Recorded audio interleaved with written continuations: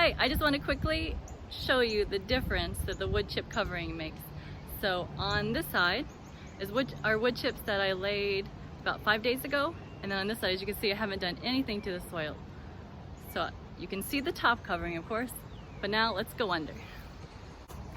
So I watched a movie called Back to Eden Film. I'll put the link below. It's about wood chip gardening, laying a covering. So here I want to show you the difference.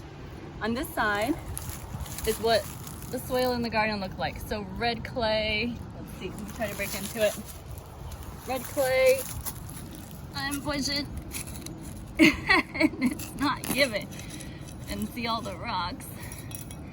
And so underneath that first, I'm trying again, here we go. I'm really pushing, it's not giving much. Okay, so you can see no life, no worms, no vermicomposting happening to turn the soil into black gold. Well, let's go to the other side. And now a tale of two permaculture. Here's the worm, here's like a, come back, cameraman.